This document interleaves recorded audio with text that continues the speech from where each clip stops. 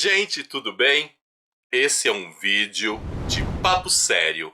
Hoje o nosso papo sério vai estar respondendo algumas perguntas, algumas questões que as pessoas sempre fazem, mas parece que não aprendem. E eu vou dizer por que as pessoas fazem as perguntas, elas recebem as soluções, mas elas não têm resultado, elas não aprendem.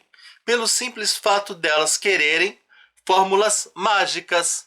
Elas querem a coisa da maneira mais fácil. Então, muitas vezes, a pessoa prepara, explica da maneira correta. E como é que fica a prática? Não fica. Não fazem. Aí até as pessoas não dão muita audiência para essas pessoas que falam a verdade, que jogam na lata, é assim que tem que agir. Elas preferem vídeos fantasiosos onde o cara promete método infalível e elas acreditam que vão ter essa magia toda. Aí começam animadas, depois veem que não dá certo e também desanima, porque aí não dá certo, elas desistem e não faz a fórmula mágica mais, que também não vai adiantar, e não fazem a coisa sem a magia. Ler é um ato mágico de certa maneira, mas método de leitura não é algo mágico. Então, disso eu quero dizer o seguinte para vocês. A grande pergunta que as pessoas fazem é: o que eu faço para ler mais, para me concentrar, para ter um maior alcance na leitura, para aprender as coisas? Como é que eu escolho um bom livro? E eu vou dizer para vocês na lata. Primeira coisa, vocês têm que saber diferenciar leitura de entretenimento e leitura de aprendizado. E assim, leitura de aprendizado são aquelas leituras que a gente recebe de forma orientada ou visando adquirir um grande conhecimento que deve ser estudado para realizar uma determinada tarefa. Quando a leitura é feita dentro de um ambiente escolar, de faculdade, na realidade você não escolhe.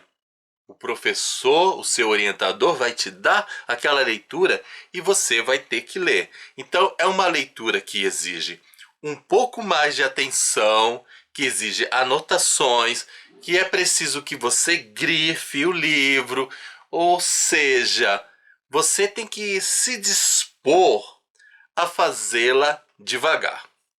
E calma que essa coisa, essa informação, ela vai se unir a outra.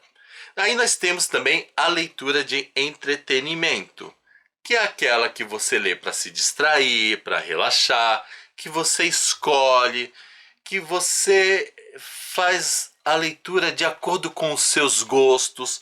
Às vezes você pode querer sair da zona de conforto, tipo, eu leio um romance, aí eu quero ir para um terror. Essa é a leitura de entretenimento. E existem pessoas que fazem leitura de entretenimento procurando aprender, que é o meu caso.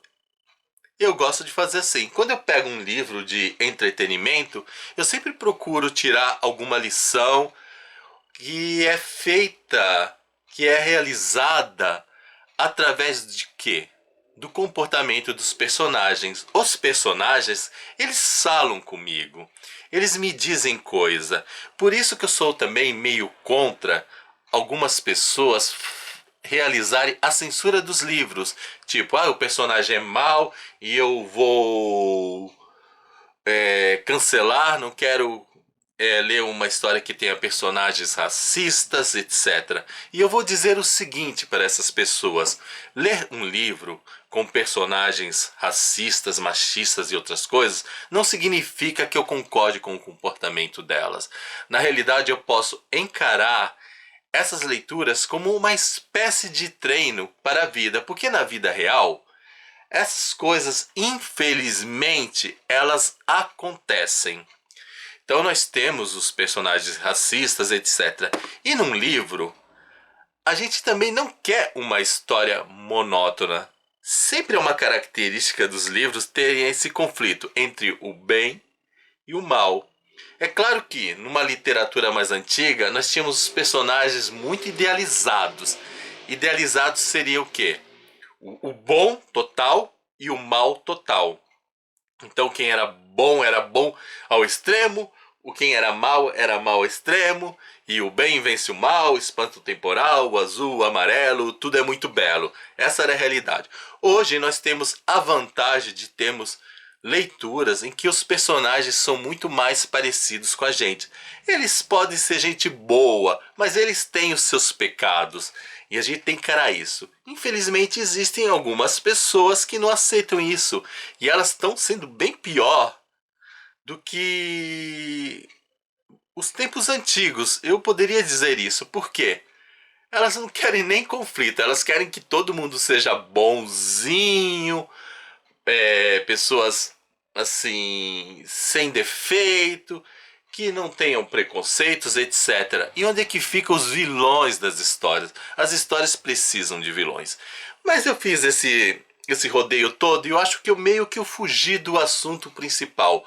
Como é que eu faço para ler melhor? Como é que eu faço para me concentrar? E eu fiz a diferenciação entre leitura de entretenimento, leitura de estudo, e eu vou dizer o seguinte: a técnica é a mesma. Se você quer ler melhor, você tem que treinar. Você tem que sentar a sua bunda na cadeira, pegar o livro e ler. Quem não está acostumado com a leitura, é claro que vai ter dificuldade. A gente pode comparar a leitura como uma espécie de músculo que necessita ser exercitado. Uma pessoa que começa, por exemplo, numa academia, ela vai começar o quê? Devagar. Ela não vai fazer os exercícios assim totalmente de forma adequada.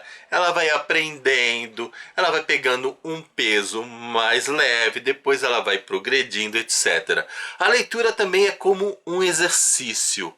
Você tem que se exercitar, acorda para isso. Então, se você não tem o costume de ler, não vai achar que você já vai pegar um livro, vai ter aquela facilidade, que não é assim que funciona a coisa.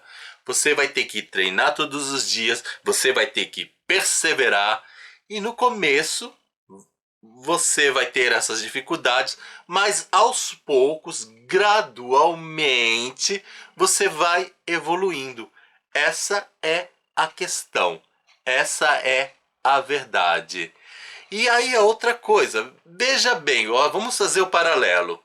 Muitas vezes as pessoas, elas se esquecem que até quem treina, quem faz musculação, que é o cara aí da maromba, que tem uma disciplina, tem dia que ele tá de saco cheio, tem dia que ele não está bem psicologicamente, tem dia que não tá bem de saúde, pega uma gripe, isso influencia. Algumas pessoas, elas preferem repousar, outras insistem um pouquinho, isso vai depender do estado da pessoa.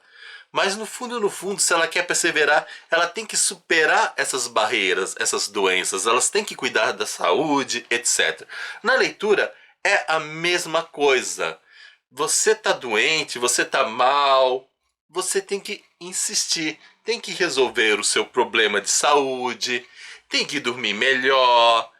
E às vezes, se por acaso você está se preparando para uma prova e nem sempre a gente consegue um atestado médico, um tempo de repouso, você vai ter que estudar, se esforçar assim mesmo, sabe, doente. Então, ó, mais uma vez, acorda para a vida, insiste, faça as coisas da maneira adequada. Eu não vou ficar aqui passando a mão dizendo que é fácil e dizendo palavras bonitas, etc. Eu quero que vocês acordem para a realidade. Ai, mas você tem facilidade, etc. Mas, cara, eu leio desde os meus 5 anos de idade. Então eu já tenho um tempo de caminhada. E mesmo assim, com todo esse tempo de caminhada, não pense que eu não tenho meus momentos que eu não consigo me concentrar. Eu tenho ainda muita dificuldade de concentração com barulho. Essas coisas fazem parte, mas o que me torna Um grande leitor é a palavra, aí vou dizer, é uma palavra mágica, mas é uma mágica que, ó, tem que suar. É a perseverança. Perseverança é uma magia, mas é uma magia que se faz com esforço. É a vara do esforço que te leva a realizar essa mágica, essa transformação. Então, cuida da saúde, insiste, que você vai ver que vai ter os resultados. Não desanime no primeiro fracasso. Perseverança. E é isso, gente. Enrolei, mas quem prestou atenção deve ter entendido o recado. Se não entendeu o recado, coloca aí nos comentários.